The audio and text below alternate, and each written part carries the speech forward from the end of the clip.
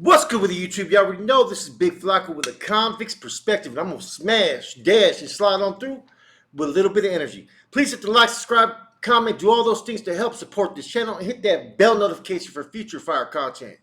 And we got a really good update on the Goshen Massacre. Okay, so this is what's transpired since then. Okay, this is one thing about the Goshen Massacre that nobody knows. Okay, now the individual that's been running that area, I have no problem putting him on blast because of some of the stuff that he did and allowing a baby killer to be running around free.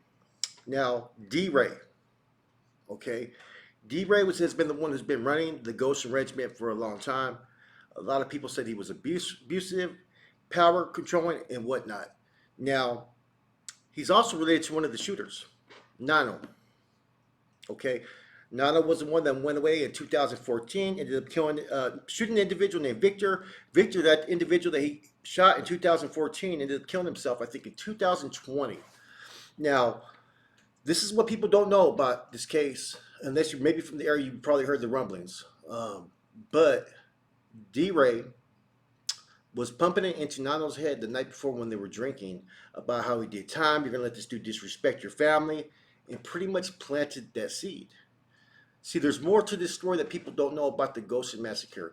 He never gave the order or directive, from what I'm told, but he planted that seed. Like you should be out there handling your business, and he pretty much okayed for him to go handle his shit. Now, it doesn't mean that he authorized him to go fucking kill a family or anything like that, but he planted that seed.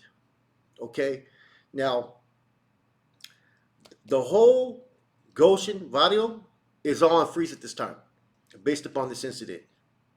Okay, now there's other things that have happened. One of them has tried to kill himself since he's been in county jail. Tried to hang himself. I think that was Noah Beard.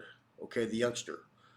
Okay, now in addition to that, one of the suspects actually threw up at the scene of the crime, and I think one of them actually used a shotgun as well to commit these offenses as well.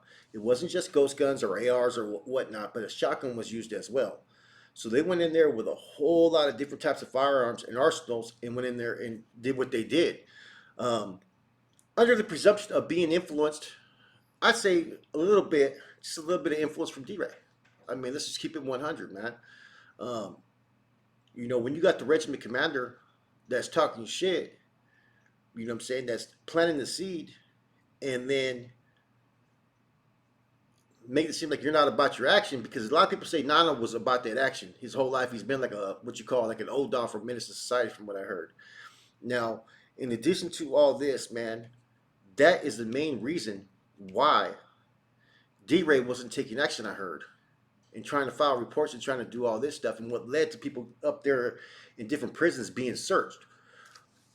He was trying to not allow these individuals to get crossed up. He was trying to find a way to pretty much conceal or cover the issue up because he's related to one of them.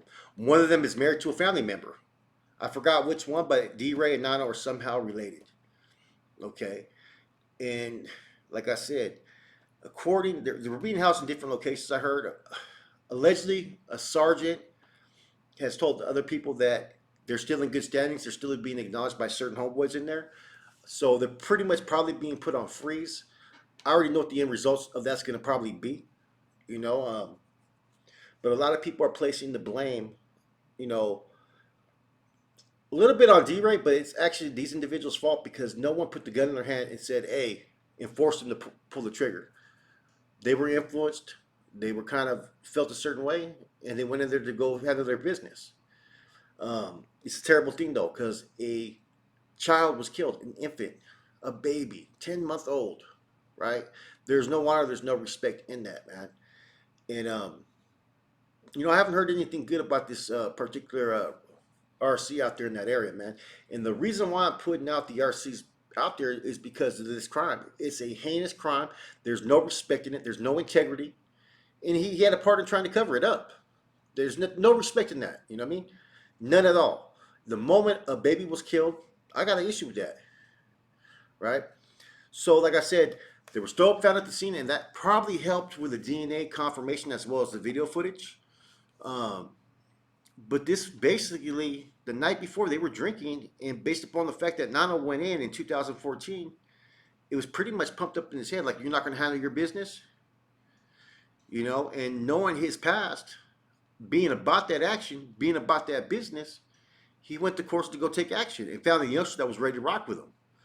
None of this stuff has been really put out there, but all that I'm saying, man, I'm pretty sure if you're from the Goshen area, then you'll be able to confirm what I'm saying. Um, the hood's been put on freeze, which happens from time to time. And that doesn't mean that a lot of times things can sometimes be put on freeze based upon the fact you want things to cool down. You know what I'm saying? You want to see who maybe had a intricate role in this matter. You want to wait to sit there and find out what's happening. But being that this is such a high profile case, the communications on it are going to be very hard to go through the right channels. You know, if I was in on a case similar to this, say there was no babies, but I went in there and I was suspected of whacking 2 or 3 people, I'm not going to put nothing on paper. You know what I'm saying? You can DM me all you want. I'm not going to put it on paper because that's fucking ridiculous. Because what? This dude may be working with the fucking cops. They're going to go turn it in. I'm just keeping it 100.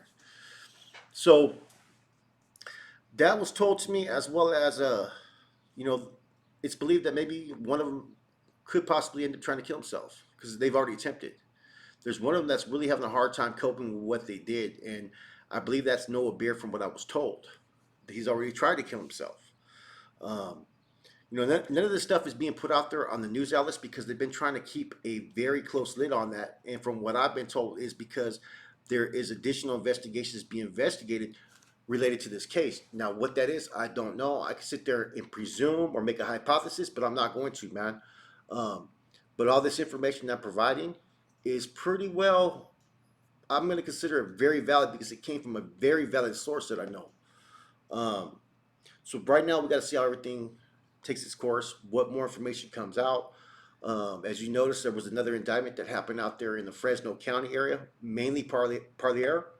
Um, During this event, there was an investigation also that was going on out there in TC County. So I'm pretty sure that the notoriety that this case was given has forced certain law enforcement agencies to take notice and take action. So you're going to start seeing a lot more grandstanding, a lot more info being put out there. And there's always going to be that jawbreaker that's going to come where you're going to be like, damn, really? And I think that the part with Dray's involvement to the extent of influence is going to be a big issue. But I don't think they can charge him with any type of charge, but they pretty much know the activities that are going on out there. Once again, normally I won't speak on current issues, but be the fact that there was a child that was involved that was killed and that someone was trying to conceal and safeguard someone who partook in that based upon the fact that they were trying to save their own fucking ass because they had influenced it. In addition, that it was someone that was related to him. I have an issue with that, man.